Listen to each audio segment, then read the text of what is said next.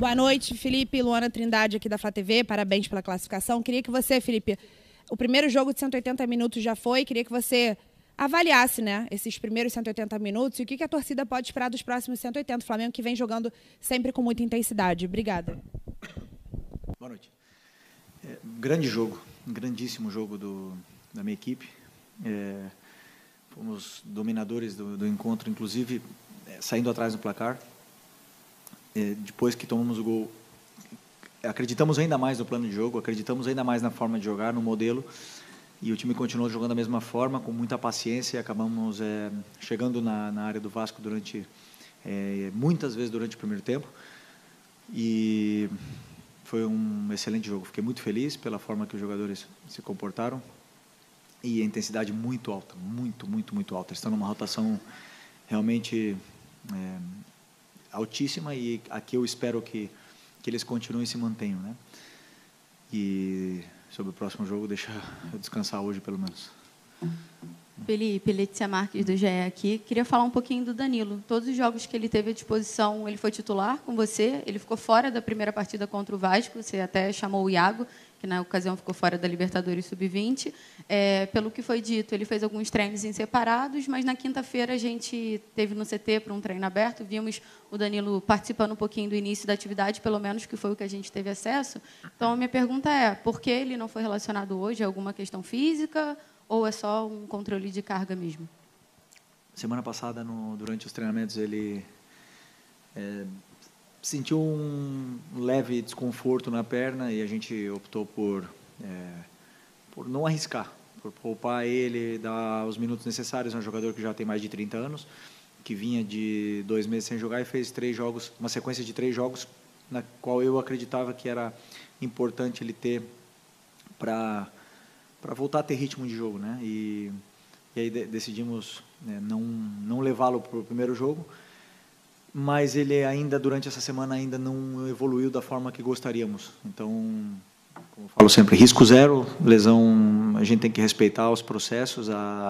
Ele não tem lesão, mas nós temos que respeitar os processos de fisioterapia, dessa evolução da dor dele, para quando ele puder entrar e disputar uma bola, que ele possa disputar ela ao máximo, que ele seja o mais intenso possível, sem correr riscos. E sabendo também que temos aí 2 finais pela frente agora, 2 jogos da final, né, pela frente, e ele também está convocado pela seleção brasileira, então vamos optar por por zerar a dor dele, para deixar ele confortável, e quando ele tiver, ele vai estar disponível aí para ajudar a equipe. Aqui, Felipe Luiz, boa noite, Fernanda Pisotti, da Rádio Band News FM. Eu vou adiantar um pouquinho só, porque você está aí há 11 jogos agora invicto nessa sequência, e pode ser, provavelmente, deve ter o Fluminense como adversário na final do Campeonato Carioca, já que venceu o primeiro jogo lá por 4-0, difícil reverter esse resultado. E o único revés que você teve até agora foi justamente para o Fluminense, né? Uma única derrota à frente do Flamengo e justamente contra o Fluminense. Queria entender como é que você vai preparar essa equipe para esse confronto, se realmente foi esse o confronto, a gente acredita que sim. E como é que você está pensando esse Fla-Flu, mais um Fla-Flu, né? O Flamengo está indo à 7ª decisão consecutiva do Campeonato Carioca, ganhou 4 e perdeu 2, e justamente para o Fluminense também. Se você puder falar sobre a condição do Wesley e Bruno Henrique, como é que eles estão. Obrigada. Deixa eu descansar hoje, né? Deixa eu jantar tranquilo e amanhã pensar no Fluminense. Ainda tenho o jogo do Vasco na cabeça aqui. Como você bem falou, o Fluminense ainda vai jogar contra o Volta Redonda, é uma grande equipe, tem grandíssimos jogadores. Para mim, tem um elenco diferente, elenco para estar na parte de cima da tabela. E a única coisa que eu penso agora é descansar hoje à noite, bem descansado, amanhã já começar a preparar esse jogo que vai ser na quarta-feira. E se eu não me engano, vai ser o 7º clássico em 11 jogos. É isso? É isso, pai? Mais ou menos, né? 7 jogos. Vamos fazer 8 clássicos em 12 jogos. Mentalmente, isso tem um peso muito grande para os jogadores. E, como sempre, vai ser um jogo muito difícil se a gente enfrentar o Fluminense na final, mas eles ainda têm um jogo pela frente. Pedir novamente para cada um fazer uma pergunta, por favor. Felipe, Raíza Simplício, da Gol Brasil e da Placar. Eu queria entender, hoje você começou o jogo com o Varela novamente invertido, e você tinha o Alexandro e o Ayrton Lucas também como opção. Eu queria entender se foi uma opção física, técnica, tática, enfim. Por que você começou novamente com o Varela ali? Primeiro porque Alexandro e Ayrton Lucas voltaram de lesão, treinaram comigo essa semana. O Ayrton teve um pequeno trauma no joelho, né, e incomodou ele bastante durante esses dias aí de reabilitação. O Alex vem de uma lesão também, mas principalmente foi pelo momento do Varela.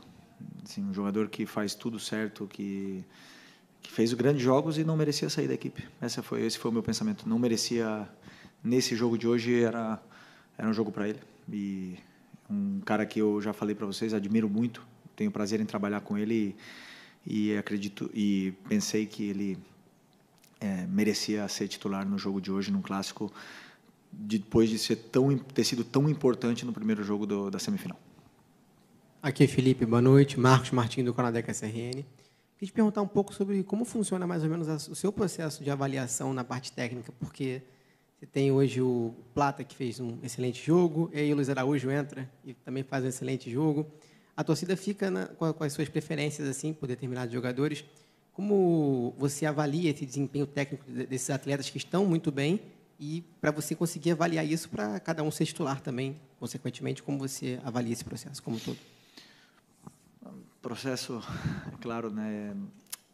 O treinador não pensa só em montar esse quebra-cabeça simples, né? Eu penso em muitas coisas, às vezes dá certo, às vezes não dá tão certo como a gente espera, mas eu sei que ter dois jogadores desse calibre, desse nível, e ainda por cima ter que jogar com eles improvisado, de certa forma, assim, numa posição onde eles não se sentem tão confortáveis, é um privilégio para mim, né? Mas porque os dois querem jogar, os dois querem ajudar a equipe. Um dos dois não iria começar hoje, ou pode ser que o Arrascaeta não começaria hoje, ou o Gerson, né? Estaria por decidir essa vaga. Optei pelo Plata por inúmeros motivos, né? Uma porque o Plata nos dá muito dinamismo no jogo, depois a fase defensiva dele é extraordinária, tem um ritmo que aguenta alta intensidade durante os 90 minutos, hoje 88, 87 minutos. E o Luiz Araújo, porque eu não penso só nos 45, eu penso em 90, e o Luiz Araújo é muito forte quando ele entra no segundo tempo. Isso não quer dizer que ele vai ser reserva e só vai entrar no segundo tempo. Então, o treinador bota tudo na balança e decide, sabendo que um dos dois vários jogadores vão ficar chateados por não jogar, mas meu trabalho é pensar sempre na equipe e o que eu acredito fazer o que eu acredito que seja melhor para a equipe. Só isso. Boa noite, Felipe. Bruno Castanha, Rubro News TV. Parabéns por mais uma final à frente do Flamengo. Queria falar um pouquinho do De La Cruz, um jogador que não vem jogando sempre. Na semana passada você falou que não quis usar ele porque era grama sintética. Hoje ele foi titular. Para mim foi o melhor jogador, né, do Flamengo. Participa tanto na saída de bola quanto sem bola, marcando demais. Fala um pouquinho do De La Cruz e na sequência também, carga de minutagem para os próximos jogos dele. Obrigado. O Nico, a gente tem que ter um cuidado especial, como eu falei, com as articulações, né? Por isso que eu poupei ele do último jogo. E é um jogador que é muito importante para o modelo, como ele entende essa posição de volante. Ele nos dá uma vantagem muito grande, qualitativa pela forma que ele tem pela qualidade que ele tem, claro. E ele consegue muitas vezes fazer o time sair da pressão de uma forma individual. Isso depois muito intenso para fazer as coberturas, para pressionar, para defender em pressão alta, em bloco médio. Então, é um jogador importantíssimo para a gente. E eu tenho a plena convicção de que, dosando e sabendo utilizar ele vai sempre nos oferecer a melhor versão dele. Então, esse é o meu trabalho. Não sempre eu vou acertar, né, de escolher os jogos certos para ele jogar, mas acredito muito de que, aliás, além disso, né, tem o Alan, que está muito bem. E aí você falou do melhor, o Eric. Vocês viram de novo o jogo que ele fez. Um jogo impecável. E tem o Everton, que eu não coloquei nos últimos jogos, que também está totalmente pronto e preparado para ajudar a equipe também, do mesmo nível que eles. Então, estou bem servido. Boa noite, Felipe. Léo José, do Coluna do Fla. No começo do ano, alguns jogadores se queixaram da qualidade do gramado do Maracanã, porque estava muito duro, muito seco. E, na semana passada, a gente teve o jogo no sintético do Engenhão. E agora vai ter mais uma sequência de jogos no Maracanã. Eu queria saber se, depois de um tempo pausado, sem jogos, se o gramado do Maracanã está melhor. Hoje, você olha o campo e fala, poxa, aqui dá para desempenhar um bom futebol, ou ainda tem muita coisa a melhorar? Se eu tivesse jogado, essa resposta seria muito mais fácil, né? Como eu não jogo mais, eu não consigo avaliar da mesma forma.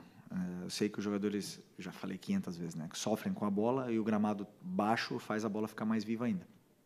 Mas, assim, o bom desse gramado é que a gente dá o feedback, eles tentam ajudar e tentam melhorar e tentam ajustar dentro das capacidades, né, dentro da capacidade que a empresa tem de gestionar esse estádio, essa grama que deve ser tão difícil, né, de gerir e fazer ela ficar perfeita. Perfeita tapete ela não está, mas acredito que está numa forma razoável aí para praticar um bom futebol. Okay. Felipe, boa noite. Bruna Medeiros, do Desfla. Eu quero voltar para a época que você falou da programação, né, controle de carga e tudo mais. Eu sei que você não gosta muito de projetar, mas eu queria falar sobre esses 4 jogos decisivos num todo, tanto as 2 finais como agora as 2 semifinais. Como você faz para dosar esse controle de carga e, ao mesmo tempo, escalar os melhores que você tem à disposição, como você até citou do Varela, porque o Varela estava já numa sequência de jogos, né, tanto pela direita quanto pela esquerda, e o Bruno Henrique também já estava nessa sequência de jogos. Queria saber isso, e se esse pensamento na reta final fica final, não tem mais aquele pensamento de dosar muito, porque é jogo decisivo, ou se você continua priorizando essa questão de controle de carga. Obrigada. Não, agora no final é final. Já foi a semifinal, assim. Conseguimos dosar bem durante toda essa fase inicial da Taça Guanabara. Conseguimos dar minutos para todo mundo, tirar minutos dos jogadores que não aguentam talvez uma carga de minutos tão elevada durante o ano, mas alguns jogadores tivemos que extrapolar, né? Então, normal. Tudo que vem acontecendo é absolutamente normal e dentro do que a gente planejou, mas semifinal e final, com certeza nós vamos ir com força máxima para vencer, para tentar vencer da mesma forma que o adversário vai fazer com a gente. Okay? Boa noite, Felipe. Tudo bom? Pedro Ramos, da Sintonia Esportiva. Recentemente, o Lédio Carbono, do Grupo Globo, comentou que o Flamengo não enxerga mais o Vasco como rival. São 32 jogos, 19 vitórias lá do rubro-negro. Eu queria saber se você e o seu elenco têm uma preparação diferente para jogos contra o Vasco, ou se é mais um jogo, entre aspas, qualquer. Se realmente essa postura vista pelo comentarista é, de fato, algo presente no ninho do Flamengo não enxergar mais o Vasco como rival. Obrigado. Brincadeira. O treinador enxerga todo mundo como se fosse o Manchester City. Para mim, sempre o adversário que eu vou jogar é o melhor time do mundo. É difícil, né? Todos os adversários são bons, têm qualidade, e talvez pelos últimos anos, né, de a disparidade financeira, tirou um pouco esse clássico, esse nome assim tão pesado para o torcedor, para os jogadores, esquece. O nível mental, é só você ver. A gente estava 1-0 de vantagem e os jogadores entraram jogando o jogo da vida, porque clássico é clássico, ele tira o melhor de cada jogador, os jogadores grandes crescem, jogadores que não estavam tão bem vão apresentar a sua melhor versão. O Vasco teve uma oportunidade grande de melhorar outra vez contra a gente e se organizaram bem para tentar fazer um bom jogo. Então, é muito difícil, e isso principalmente tem um peso mental nos jogadores, onde se tem como é que eu posso explicar? Se tem uma bola que vai sair e ele acha que dá para chegar, ele vai tentar até o final. Todo mundo corre até o último segundo do jogo, como foi. A gente estava pressionando com o jogador com cãibra, a gente estava pressionando dentro da área do Vasco até o último minuto. E isso, o clássico, ele tira, né? Então, como eu falei, vão ser 8, provavelmente, né, se o Fluminense ganhar, vão ser 8 clássicos em 12 jogos. Isso, mentalmente, para os jogadores, é um peso grande. Fisicamente, acredito que seja a melhor preparação possível, mas mentalmente é um desgaste grande, porque vocês viram como é que é tenso esse jogo e no limite da agressividade. Felipe, boa noite. Boa noite. Parabéns pela vitória. Queria pedir um pouquinho licença do jogo e dizer o seguinte, que alguns jornais em alguns estados brasileiros já estão exaltando o seu trabalho. Eu sei que está no início ainda, estamos também, obviamente, no início da temporada, mas as manchetes estão assim: Filipe Luís é o treinador com a maior invencibilidade do país. São 22 jogos, ao lado do Carpini e do Vitória. São 2 treinadores jovens que assumiram as equipes no ano passado. Eu me recordo de uma fala do Boto também, quando ele chegou no início do ano. Ele disse que ele ia fazer de você um exemplo para acabar com a hegemonia dos treinadores portugueses e estrangeiros. Eu queria que você analisasse como um todo esse trabalho que está sendo feito, está bem no início ainda, mas que já tem muita gente já elogiando. Obrigado. Obrigado pela tua pergunta, até foi muito extensa, mas eu vou ser bem curto. Como treinador, a gente vive sem confiança. A gente vive achando que, como eu falei, o adversário é o jogo mais difícil e nunca subestima a ninguém. E a única coisa exclusivamente que eu penso é no próximo jogo. Eu não posso pensar em como é que fala, em número de jogos sem tomar gol, em número de jogos de vencibilidade, não. A única coisa que eu penso é o próximo jogo. Mais nada. Então, se você me falar dos últimos, não sei quantos jogos passaram desde que eu comecei a ser treinador, nem penso mais, porque a única coisa que me vai manter nessa cadeira aqui é ganhar o próximo jogo. Então, essas manchetes aí são para vocês. Bom que falem bem, né? Quando as coisas não vão bem, não será assim, mas eu estou preparado, foi o caminho que eu escolhi e sou muito apaixonado e estou desfrutando muito do processo, desse aprendizado grande que está sendo cada semana de preparação para os jogos. Felipe, boa noite. Boa noite. Parabéns pela classificação. Gabriel Reis, canal Paparazzo Rubro Negro, revista Placar. O Flamengo tomou um gol, o primeiro do Rossi em campeonatos cariocas. Ele estava 18 jogos sem tomar um gol. O Carille falou no jogo passado que os jogadores do Vasco não estavam conseguindo ter cabeça para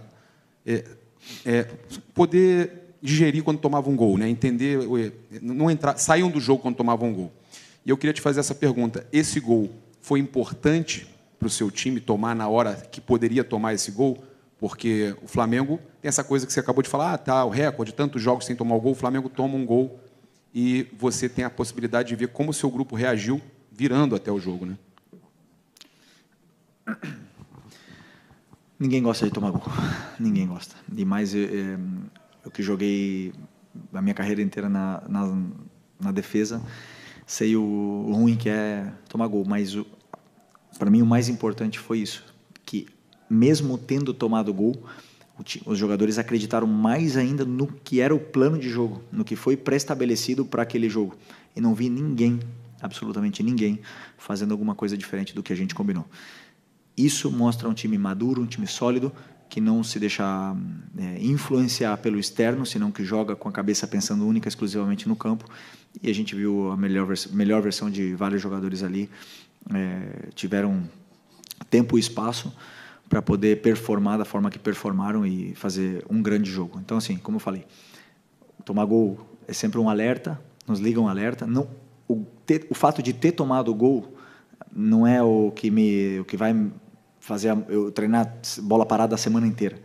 Senão eu vejo as chances que o adversário cria, ou até mesmo as que não acabam sendo finalizadas, mas que tem uma sensação de perigo, porque poderia ser que o adversário criasse mais chances. Então, isso é o que eu olho durante essa correção durante a semana para poder corrigir e prevenir para os próximos jogos. Então, os jogadores têm que saber que cada erro que acontece, normalmente acontece, eles vão ser corrigidos e foram poucos erros nesses jogos contra o Vasco. Foram pouquíssimos erros que a gente cometeu e passamos de uma forma muito merecida.